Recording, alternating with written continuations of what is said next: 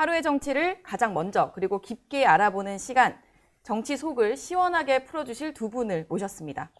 유일무이 정치권 내막을 풀어헤치는 여의도 스포일러 신지호 전 국회의원 오셨습니다. 안녕하세요. 네. 목소리는 점잖, 분석은 또렷, 아침에 만나는 논리 장인 박원석 전 의원 오셨습니다. 네, 안녕하세요. 안녕하십니까. 네, 스포일러와 논리 장인분들의 만남. 오늘 정치 속풀이 첫 번째는 어제 있었던 새로운 소식부터 해보려고 합니다. 민주당의 1인 1표제가 결국 중앙위를 통과를 했습니다.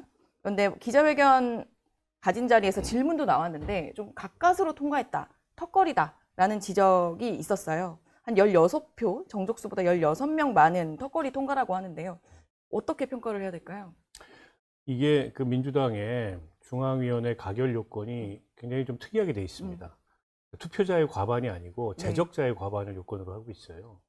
지난번에 부결됐던 이유도 투표자의 72%가 찬성을 했는데 제적 과반이 투표율이 미달돼가지고 투표 자체를 많이 안 했던 거군요. 그래서 이제 부결이 됐는데 이번에는 뭐 투표를 많이 했습니다. 거의 대부분이 했고 그런데 이제 결과를 보니까 투표한 사람 중에 찬성률이 지난번보다 많이 떨어졌어요. 60%로 통과는 되긴 했습니다만 그리고 원래 규정인 제적자 기준으로 볼 때는 52%, 아까 말씀하셨듯이 16표 더 많아서 통과가 됐는데 통과는 됐습니다만 지난번보다 찬성률이 크게 떨어진 상황이어서 아무래도 이게 이제 조국혁신당 통합 제안으로 인한 당내 논란이 여기에 반영된 게 아닌가. 물론 정청래 대표는 이게 축구에서 1대0으로 이기나 3대0으로 이기나 결과는 같은 거고 이제 당원 주권 시대가 활짝 열렸다. 당원들이 공천하는 시대다. 그러니까 본인의 공약을 관철시킨 거죠. 두 번에 걸쳐서. 때문에 정청래 대표로서는 한 걸음 진전한 거라도 볼 수 있습니다만 더 큰 지금 이제 이 벽이 앞에 놓여 있는데 과연 이 조국혁신당과의 합당 문제를 당내 이미 여러 가지 논란이 있는데 이걸 무리 없이 통과시킬 수 있을지 이게 이제 좀 관건이 되지 않을까 싶습니다. 정청래 대표 속은 어땠을까요? 뭐 물론 기자들이 질문하니까 1대0으로 이기나 3대0으로 이기나 이긴 건 이긴 거다 이렇게 이야기를 하긴 했지만 이게 합당 논란과는 좀 떼놓고 생각할 수가 없어서. 그러니까 1대0이나 3대0이나 이긴 게 중요하지 그 뭐 스코어가 뭐가 중요하냐 이 얘기 아니에요. 그러니까 얼마나 쫄아 있었다는 얘기예요, 그게. 만약에 어제도 이게 부결되면요. 정청래 리더십의 결정적 타격이 될 수밖에 없죠. 두 차례나 부결이 됐으니까. 그리고 1인 1표제라고 하는 것은 정청래의 대표 공약 아닙니까? 대표 공약. 정청래 하면 항상 따라 붙는 게 1인 1표제. 뭐 그거였는데 그리고 그거로만 끝나는 게 아니라 조국당과의 합당. 이것도 거의 물 건너가는 분위기가 되지 않겠어요? 그러니까 그 안도의 한숨을 쉰 거 아닌가 이렇게 보여집니다. 그렇겠죠. 속이 좀. 실제로 이제 합당 논의를 계속 이어갈 수 있느냐가 이 1인 1표제 결과를 보고 하자라는 얘기를 민주당 분들이 많이 하셨는데 그럼 일단은 합당 논의 계속 할 수 있다고 보시나요? 뭐 정청래 대표는 여기서 접을 순 없죠. 그리고 이제 당내 반발 양상은 계속 거세지고 조직화가 되고 있는 모습입니다. 이해찬 그 전 총리 당내식 전만 하더라도 시기 방식 절차의 타당성에 대한 문제 제기였는데 이제는 조금 더 본질적인 일종의 이제 권력 투쟁의 양상을 띠기 시작한 것 같아요. 더 본질적인 얘기를 하고 있군요. 그런데다가 이 논란에 지금 참전한 사람들의 면면을 보면 김민석 총리도 사실상 반대 입장을 밝혔다고 봐야 되겠죠. 원론적 찬성이지만 시기 절차 방식이 잘못됐다. 여기 참전을 한 거고 그리고 이제 최고위원들 중에 절반 정도가 지금 참전을 했고 그분들은 대체로 친명으로 일컬어지는 분들인데다가 한준호 의원처럼 광역단체장 출마하려고 하는 분이나 또 박홍근 의원처럼 출마 선언을 한 분이나 이런 분들이 참전을 하고 있어요. 그에 반해서 반대편에는 정청래 대표나 이른바 당내 친청이라고 불리는 의원들이 찬성 입장을 밝히고 있지만 그보다 더 큰 게 김어준 씨하고 지금 유시민 작가가 참전을 했어요. 이렇게 되면은 이게 물릴 수가 없는 양상이 돼버린 거예요. 그런데다가 이게 단지 이 합당이 이 지금 6월 지방선거에서 유리하냐 불리하냐 이 문제를 떠나서 보다 근본적인 당내 세력 간의 이 세력 균형이나 혹은 세력 재편의 문제로 바뀌었습니다, 성질이. 그렇다 보니까는 이제 당내에 이 찬반 논의가 거세게 지금 타오르고 있는데 일부에서는 조금 이 톤다운 해야 된다 이런 목소리도 있는 것 같아요. 오늘 재선 의원들이 모임을 한다는데 아마 그 자리에서 그런 얘기들이 좀 나올 것 같고 정청래 대표가 적극적으로 만나기 시작했습니다. 반대하는 분들을. 이전에는 당원 총투표로 밀어붙일 생각을 하다가 이게 네. 간단치 않다. 이런 위기감을 느껴서 좀 만나서 정치력을 발휘해야 되겠다라는 모습을 보이고 있는데 그래서 저는 통과는 될 것 같아요. 진통은 있겠지만. 당원 왜냐하면 투표를 했을 경우에. 이게 이제 당위가 커요. 그 조국혁 신당하고 우리하고 우당이고 지난 대선도 같이 치렀고 선거 이겨야 되고. 원내 현안들 다 같은 입장이고 선거 이겨야 되고 합당에 뭐가 문제가 있냐 그러면 사실 원론적으로 뭐 틀린 얘기가 아니거든요.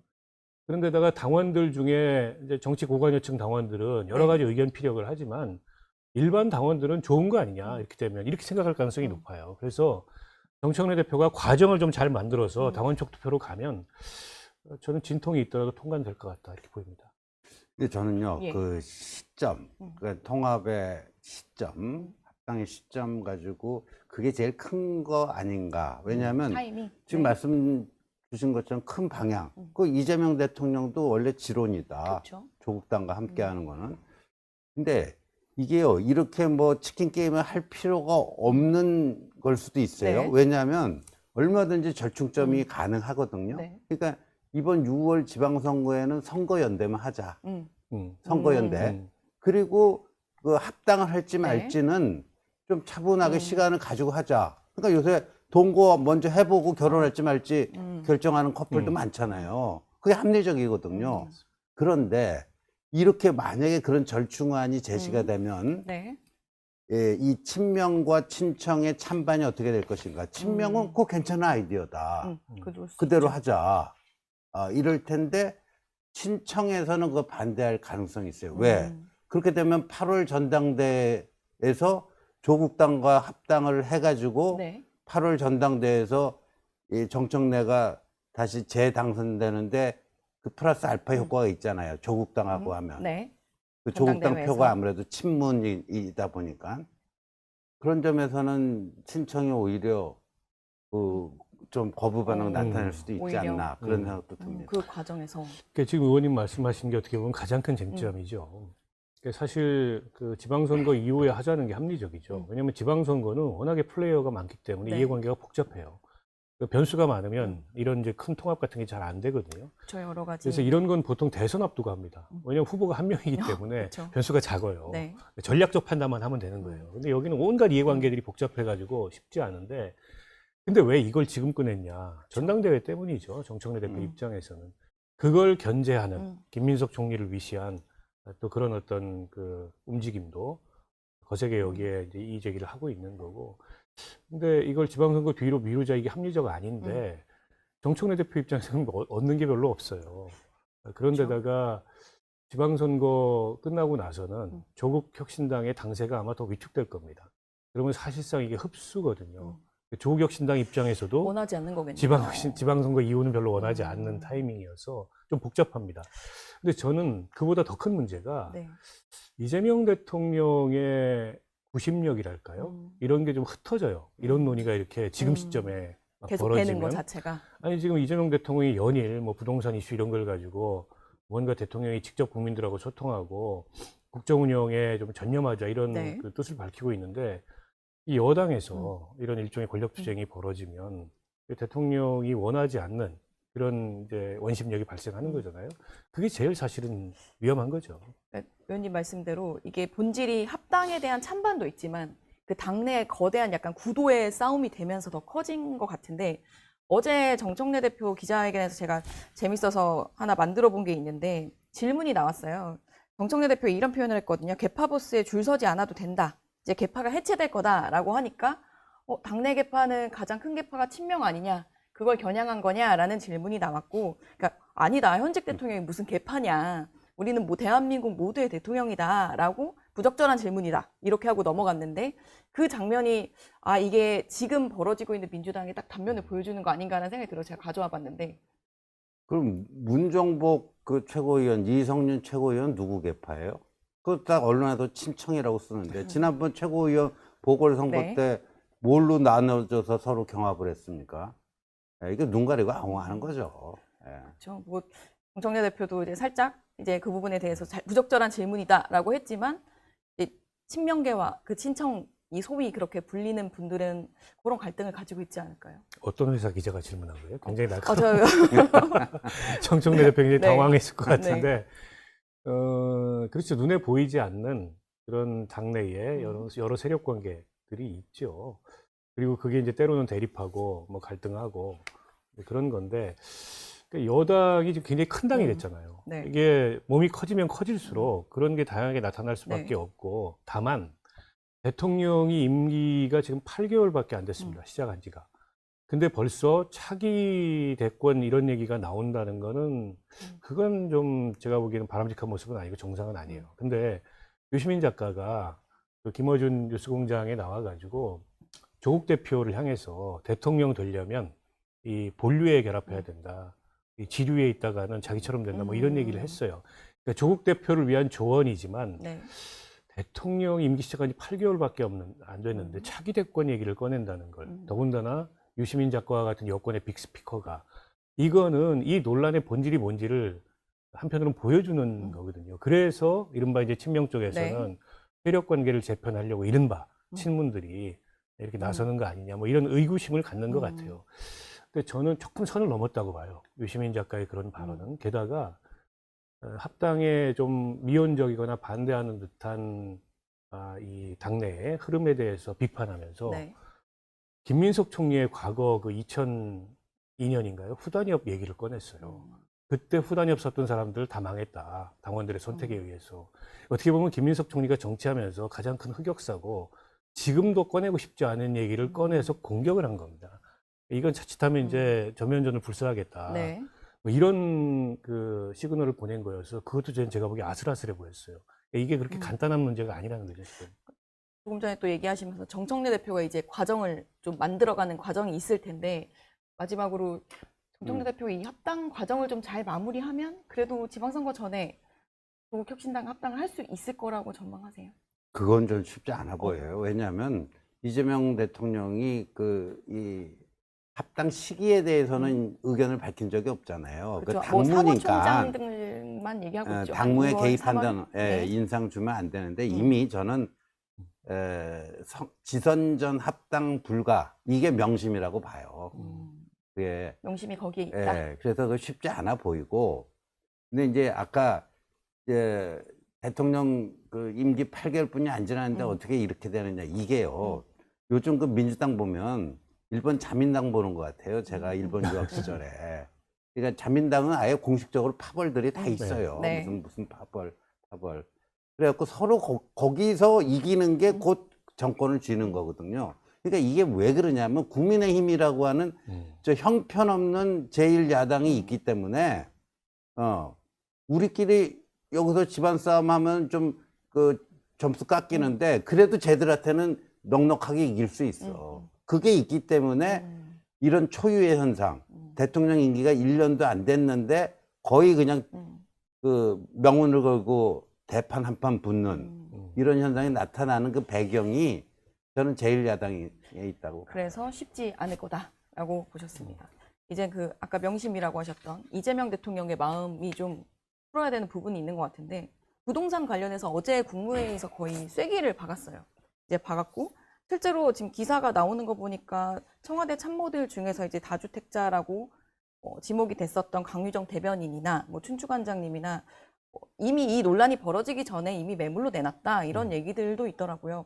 지금 부동산 정상화에 대해서 엄청난 의지를 보이고 있는데 이런 접근 뭐 야권에서는 많이 반발하고 있긴 한데 맞다고 보시나요? 그러니까 아마 이제 대통령 입장에서 느끼는 문제의식은 그럴 겁니다. 지금 벌써 이 정부 들어서 3번인가 부동산 대책을 발표를 했어요. 그렇죠. 근데 오히려 지금 집값이 더 오르고 있습니다. 그리고 이제 정책수단 측면에서 보면 이제 세제 대책은 좀 밀어놨거든요. 그쵸? 선거 앞두고서 좀 예민해질 수도 있고 역대 그 정권에서 세제 대책이 이렇게 효과를 못 봤다 이런 판단도 있는데, 근데 이제 이 카드까지 검토할 수밖에 없는 거 아니냐는 생각에 이른 것 같고, 그리고 대통령은 그 과도하게 이렇게 부동산 시장에 돈이 몰려 있는 게 우리 경제나 성장 잠재력이나 민생에도 좋지 않다. 이걸 옮겨야 된다. 이런 생산적 금융 영역으로. 그래서 이제 주식시장 활성화 정책도 취하고 코스피 5천 공약도 내걸고. 저는 그 방향은 뭐 크게 틀리지 않다고 봅니다. 다만 이제 사람들이 실제 그렇게 움직이는 거는 거기에 이득이 있어야. 즉 부동산으로는 돈을 더 이상 벌기가 어렵다. 네. 그리고 오히려 이 주식이나 이 금융시장으로 가는 게 더 낫다. 근데 이런 판단이 들어야 되는데 아직까지 이제 그런 판단이 들지 않는 거죠. 여전히 부동산 불패에 대한 미련이 많이 있어요. 그래서 부동산 불패의 이른바 신화라는 거를, 그리고 어떻게 보면은 좀 그게 정상적 시장이 아니고 조작된 시장에서 만들어 놓은 그 신화를 꺾겠다. 네, 그렇죠. 이 의지를 연일 피력하는 게 아닌가 싶은데, 사실은 역대 정부도 초기에 부동산 정책을 잘못 다루거나 혹은 시장에 끌려다니다가 망한 경우들이 많아요. 그러니까 문재인 대통령이 임기 초에 굉장히 강력한 의지를 보였어요. 네. 근데 나중에 28번 대책을 내놨는데 그 28번의 대책이 거의 시장에 끌려다닌 겁니다.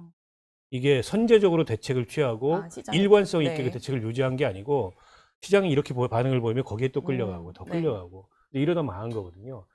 그 어쨌든 교훈을 이재명 대통령이 알고 있기 때문에 조금 강하게 지금 시그널을 보내고 있고, 앞서 그 대통령실 참모들 얘기하셨는데 공직사회 다주택자들 빨리 다 팔아야 됩니다. 왜 그러냐면 그 다주택자 양도세 중과에 대해서 사람들이 집을 팔 건가 말 건가를 결정을 내리는 의사결정이 가장 중요한 기준은 세금을 조금 덜 내고 이 문제가 아니고 집값이 더 오를 거냐 오르지 않을 거냐 이겁니다. 판단의 기준은 그거죠. 근데 고위공직자들이 대통령 측근들이 집을 들고 있으면 아 집값 더 오르겠구나.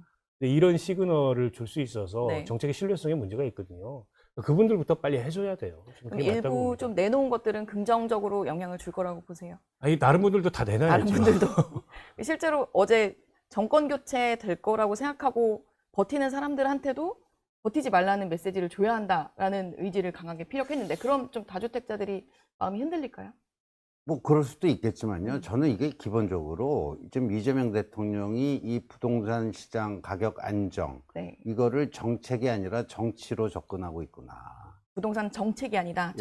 정치다. 그 역대 정권 중에서요. 그 수도권 서울 부동산 그 가격이 안정된 게 이명박 때예요. 그게 통계로 다 나와 있습니다. 그때 저쪽 그 그린벨트 풀어갖고 반값 아파트 강남권에 강남권 그린벨트 풀어갖고 반값 아파트 하니까 거기에 대한 그 수요가 있어가지고 상당히 집값 안정에 도움이 됐어요. 전 세계적인 환경도 그때 글로벌 금융 위기 이후에 좀 주택 시장이 좀 이렇게 퇴조한 것도 있었지만 하여간 그런 게 있습니다. 그러니까 지금 이거를 정말 하려면은 공급 가지고 얘기를 하셔야 되는데 다주택자 얘기만 계속 하잖아요. 그렇죠? 지금 공급 문제도요. 저 과천 그 경마장 없애고 거기 뭐 망가고 짓는 데가 그쪽 분들 난리 났어요. 용산에서도 그 정비창하고 뭐 용산 공원 내에도 뭐 짓겠다니까 난리 나갖고 뭐 그 현수막 다 걸어놓고 그러는데 그런 얘기는 거의 그 건드리지 않고 계속 다주택자 얘기 뭐 망국적 투기병에 걸려갖고 어쩌고 저쩌고 계속 그 얘기만 하거든요. 이게 그러니까 정책으로 풀려는 게 아니라 정치예요. 그러니까 이미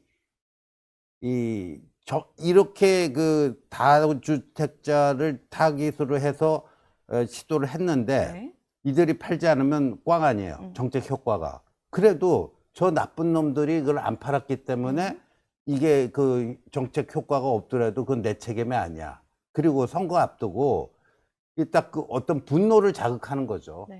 분노를 자극해서 정치를 하고 있다. 그러니까 어제 대통령이 저는 그 부분이 눈에 띄던데, 부동산이랑 주식을 비교했어요. 그래서 왜 이건 누르고 이건 키우냐라고 했을 때 주식은 올라서 피해보는 사람이 없다. 하지만 부동산은 오르면 피해보는 사람이 있다라는 이야기를 했는데, 실제로 내 집을 갖고 싶고 내 집으로 돈을 버는 게 뭐가 문제야? 라고 생각하는 사람도 있을 수 있지 않을까요? 그렇죠. 그게 이제 오히려 더 보편적 관념이 지금 돼버렸죠.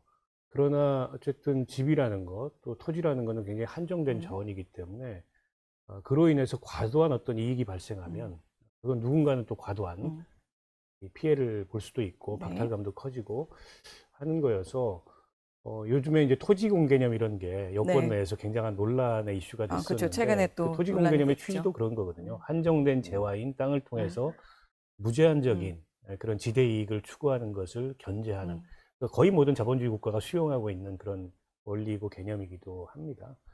우리가 뭐 토지거래 허가제 혹은 종부세, 또 개발이익 환수제 이런 것도 다 토지공 개념의 제도적 변형이거든요. 뭐 그런 취지에서 보자면 어제 대통령께서 하신 말씀이 맞는 얘기죠. 그런데다가 이게 웬만하면 모르겠는데 지나치게 올랐잖아요. 앞서 이제 2008년 그 이명박 정부 시절에 네. 얘기를 하셨는데 이명박 대통령 운이 좋았어요. 어떤 면에서는 그때 글로벌 금융위기로 자산 가격이 다 박살이 난 데다가 처음에는 욕을 많이 먹었지만 뉴타운 정책의 효과가 굉장히 컸습니다. 근데 뉴타운은 대규모 주택을 멸실하고 거기에 이제 아예 새로 이 재개발을 하는 네. 방식으로 처음에 논란이 굉장히 컸는데 결국에 확실한 공급 대책이 돼서 집값 안정에 기여한 측면이 많아요. 근데 뉴타운 정책 같은 걸 이제 할 수가 없습니다. 그럴 땅이 없어요. 그런데다 이해관계가 훨씬 더 복잡해서 네. 지금 이제 그런 공급 방식은 불가능한데 저는 다주택자들을 지나치게 무슨 죄인 취급하는 거 아니냐 이런 시선도 있지만 아니 선택하라는 겁니다. 지금 이제 집을 선택하라. 팔고 정부 정책을 수용할지 아니면 이제 세금을 많이 내게 될지 그리고 아마 더 강한 세제 대책이 나올 수 있다는 시그널을 주는 것 같아요. 그쵸. 그 보유세 인상이겠죠. 네. 근데 이제 그 보유세를 인상하는 거하고 거래세도 동시에 올리는 거는 이건 이제 상충해요, 효과가. 보유세를 네. 올리면 거래세는 내려야 됩니다. 네. 아마 정부가 세제 대책을 지방선거 이후에 종합적으로 다시 설계할 때는 네. 그런 대책이 나올 수도 있을 것 같아요. 선거 후엔 또 달라질 수 있다. 근데 이 네. 다주택자가요. 네. 지금 이제 부동산 문제는 수도권의 문제 아니잖아요. 오히려 저 지방 가면은 가격 떨어지고 있단 말이에요. 맞아요. 그러니까 수도권 부동산의 문제예요. 네. 우리나라 부동산 문제는. 근데 이 다주택자가 수도권에 그렇게 많아요? 제가 본 통계로는 그렇지 않아요. 그 다주택자라는 게 막 지방에 그 여러 부동산 채를 시장 가지고 완전히 있는. 침체돼 있는데 이런데 거니까 이게 다주택자한테 집을 토해내게 만들어 팔게 만들어 갖고 그걸로 무슨 뭐 물건을 확보해 갖고 시장 안정시킨다? 그 발상 자체가 한번 그 정확하게 그 통계 보면 그게 허구라는 게 드러날 거예요, 아마. 알겠습니다. 아니 근데 이제 거꾸로 지금 하신 말씀을 윤석열 정부 시절에 정책에 대입하면 다주택자 중과 유예를 한 취지가 거래 활성화였습니다. 매물을 내놓게 해서 뭘 한다. 근데 안 됐어요, 그게. 그래서 더 이상 이걸 유예할 이유가 없다라는 이제 얘기도 틀린 네. 얘기는 아니고 1년 전에 이미 예고했던 거기 때문에 이게 무슨 중과제도를 새로 시행하는 게 아니어서 네. 크게 이게 뭐 무리한 정책은 아닌 것 같은데 물론 효과가 있을지는 그렇죠. 잘 이게 모르겠어요. 시장에 어떤 효과를 가져올지는 그건 뭐 이제 진짜 메시지를 다 던져놨고 확실하게 밝혔으니 어떻게 반응하는지 좀 봐야 할 것 같습니다. 저희 국민의힘 이야기도 좀 해야겠죠. 오늘 장동혁 대표가 교섭단체 대표 연설을 할 거고 그 이후에 거치에 대해서 좀 죄송합니다. 밝힐 예정이라고 하는데요. 대신임 투표해야 하나요? 필요하다고 보시나요? 장동혁 대표에. 아마 고민 중에 있을 거라고 보여지는데, 그러니까 이제 이 장동혁 계속 해야 됩니까? 여기서 그만둬야 됩니까? 이렇게 단순하게 OX로 물으면은 사람 심리상 네. 또 큰 선거를 앞두고 있는데 지금 바꿔서 뭐 하자는 거야. 장동혁 마음에 들지는 않지만 지금 이 큰 선거 앞두고 바꾼다는 게 말이 돼? 이런 사람도 그냥 계속 해라. 이렇게 나올 수도 있어요. 근데 지금 당내 분위기를, 그래서 재신임 투표를 하면은 재신임은 될 거라고 봐요. 지금 분위기나 당원들의 오히려 구조. 대신임 투표를 하면 될 거다. 예, 당원들의 구조, 뭐, 그 다음에 뭐, 신천지 네. 이런 데는 다 몰표 줄 거 아니에요. 신천지 당원이 5만에서 10만 된다는데, 그런 데는 뭐 무조건 장동혁 오케이, 그 몰표 줄 거고 할 거니까. 근데 아마 한 40% 가까이 장동혁 안 돼. 또 내려와. 이 정도 나오면요. 재신임 돼도 데미지가 엄청 큰 거예요. 정말 예. 50% 가까스로 넘고 이렇게 나오면 오히려 더 예. 데미지를 입을 거다라고 보시는 거죠. 그렇죠. 그래도 그런 것 때문에 이거 해야 되나 말아야 되나 예, 지금 상당히 좀 간보고 있을 거예요. 예. 실제로 네. 저도 안 할 것 같아요. 안할것 그걸 같다. 이제 제안했던 분들이 네. 뭐 김영태 의원 이런 네, 분들인데 맞아요. 대안과 미래라는 지금 그 쇄신파 모임에서 의견을 모아가지고 제안한 건 아닌 것 같고 개인적 제안이고 네. 그 대안과 미래 쪽에 지금 권영진 의원님 어제 얘기 말씀 들어보니까는 굳이 이 시점에서 이게 또 다른 이제 혼란을 부를 수도 있는데 이걸 해야 되냐 라는 의견이 또 우세한 것 같아요. 그래서 안 하지 않을까 싶은데 아까 이제 의원님 말씀하셨듯이 했는데 결과가 뭐 한 반대가 한 45% 나왔다. 이러면 면이 상하잖아요. 네. 이게 무슨 후보가 여러 있는 선거에서 50몇 프로 득표한 그쵸, 거하고 그것도 차원이 아니고. 다른 얘기잖아요. 그러면 완강한 반대의 그 분포를 확인하게 되는 건데 부담스럽죠. 그래서 제가 보기에는 안 할 가능성이 더 높아 보이고 근데 이제 장동혁 대표는 어쨌든 지방선거에 그러면 어떻게 하겠다는 거를 내놔야 된다. 이게 지금 네. 의원들 요구잖아요. 그쵸? 지난번 의총도 얘기고. 네.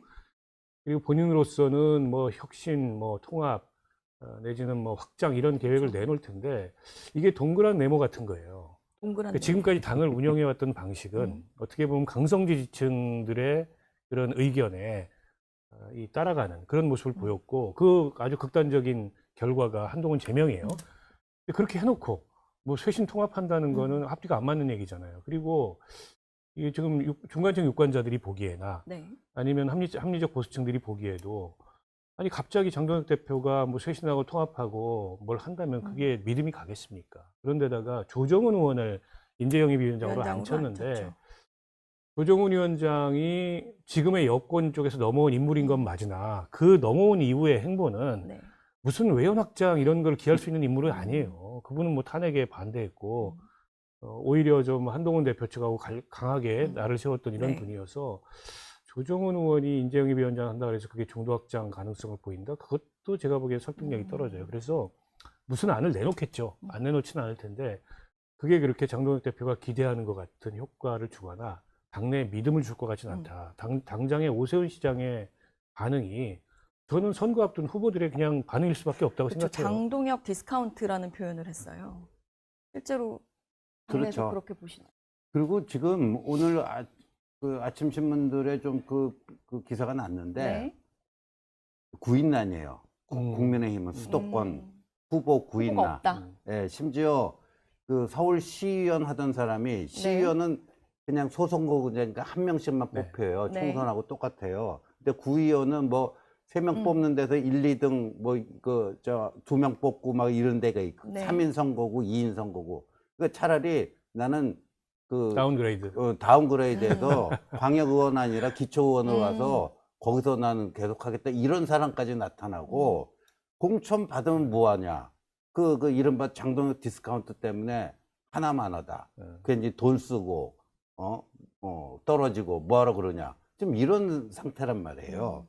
근데 저는 어제 밤에 장동혁 대표가 그 페이스북에 올린 글을 보고 굉장히 좀 충격을 받았는데 네. 뭐 단식 후유증으로 체력이 안 받쳐줘가지고 지금 저 이재명 대통령 계속 그 다주택자 때리고 네. 막 뭐 하면서 지금 부동산 그렇게 폭주하고 있는데 나는 말릴 힘도 없고 말릴 마음도 없다. 그냥 국민과 함께 집권하겠다. 이 집권하겠다는 건 자기는 이제 제1야당의 그 역할, 견제, 뭐 또는 뭐 투쟁. 투쟁. 네. 아니 야당이라는 게 들렸지 아니에요. 투쟁 안 하고 있는 게 야당인데 투쟁 포기 선언이거든요. 이게 야당 포기 선언이에요. 집권이라는 게 뭐 말은 그럴싸한데 구경꾼 하겠다는 거 아니에요. 이거 굉장히 충격적이에요. 그렇게 보이시나요? 장동혁 대표의 발언? 오늘 뭐 이제 교섭단체 대표 연설을 좀 들어봐야죠. 네. 그게 이제 한동훈 제명 이후에 당을 어떤 방향으로 선거를 어떤 전략으로 가져가겠다라는 본인 나름의 이제 비전이 있지 않겠습니까? 근데 그게 이제 당 내부를 설득할 수 있어야 그렇죠. 되고, 조금 전에 말씀하신 동그란 네모라는 네, 표현이. 유권자들을 설득할 수 있어야 되는데 어떤 내용인지 좀 지켜봐야 되는데 크게 기대되진 않아요. 지금까지 모습으로 봤을 때. 앞서 이제 의원님 구인난 얘기하셨는데 지금 경기도지사 선거가 영파전입니다. 국민의힘 내부가 아무도 출마하겠다는 사람이 네. 없어요. 서로를 추천하더라고요. 전국의 네. 대한민국 최대 광역단체의 선거에 출마하겠다는 사람이 없습니다. 근데 불과 4년 전을 한번 기억해 보자고요. 그렇죠. 그때 유승민 의원 주저앉히려고 김은혜 출격시켜가지고 결국에 주저앉히고 그래서 본선 패배하고 그랬던 선거입니다. 근데 그 선거에 지금 아무도 출마를 안 하겠다. 현직 의원들 다 손사래치고 도망가고 있고 그렇죠. 유승민 의원도 출마 안 하시겠다는 거 아니에요? 저는 유승민 의원 입장에서 출마 안 하고 싶을 것 같아요. 그렇지 않습니까? 4년 전 그 네, 뭐 4년 전도 기억이나 있고, 네. 지금 당 상황을 보면 출마하고 싶겠습니까? 없어요. 그러면 이제 출마하시겠다는 분들이 나올 수도 있겠죠. 뭐 심재철 전 부의장님이나 뭐 또 원유철 의원님이나 이미 거론되는데 그분들인들 무슨 가능성을 가지고 이거 출마를 계획을 하겠습니까? 그런 면에서 보면 지금 지방선거 결과는 뭐 모든 선거는 열어봐야 알지만 지금 예측해 본다면 굉장히 비참한 결과가 기다리고 있는 거예요. 2018년도에 굉장히 충격적이었을 거예요. 국민의힘으로서는 구미시장을 내준 적이 있어요. 당시에. 이번에 더 할 수도 있다. 저는 그렇게 전망합니다. 이 타이밍에 한동훈 전 대표가 어디에 나가 하느냐를 놓고도 이제 당에서 이제 이야기들이 많이 나와요. 어제 모 중진 의원님은 나가선 안 된다 무소속으로 이런 말씀도 하셨는데 네. 지금 재보궐선거를 주로 보고 있다라는 이야기는 들려오는데 어떤 계획을 갖고 계세요? 그거는 판이 어떻게 짜여지는가. 그러니까 이제 뭐 선거법 위반이나 이런 것 때문에 그 법원 판결로 보궐선거가 발생하는 케이스가 네. 있고 시도지사 출마하면서 비는 데가 있고 네. 근데 시도지사 출마자들이 확정이 안 됐기 때문에 어디가 빌지를 좀 모르잖아요. 네.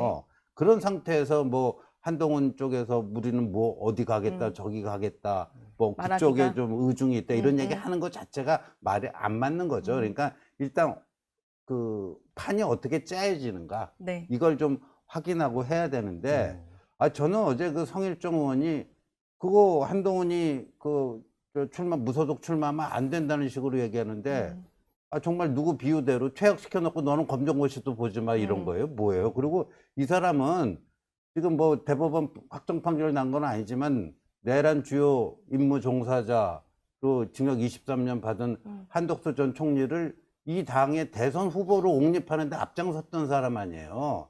지금 좀 반성해야 될 때예요, 이분은. 이제 한동훈 전 대표가 당으로 다시 이제 돌아오겠다라고 했으니 이제 선거에서 조금 당과 뭔가 행보를 맞추는 그런 모습을 보여줘야 되지 않냐 이런 취지일 수도 있지 않을까요? 근데 역대 보면요, 뭐 저기 홍준표도 그렇지, 주호영도 그렇지, 권성동도 그렇지, 이 공천 못 받아 그 사람들은 제명돼갖고 무소속 출마한 게 아니라 공천 탈락해갖고 무소속 출마해갖고 당선돼갖고 돌아온 케이스가 부지기수예요.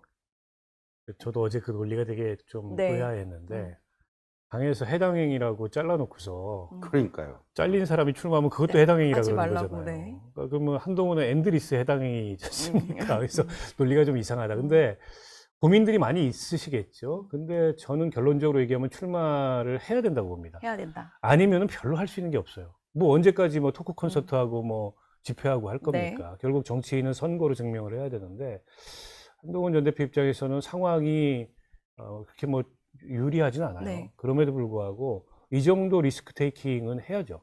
그래야 정치인으로서 또 한 단계 성장하는 거니까 그렇게 봅니다. 알겠습니다. 오늘 정치 속풀이는 여기까지 진행하겠습니다. 두 분 감사합니다.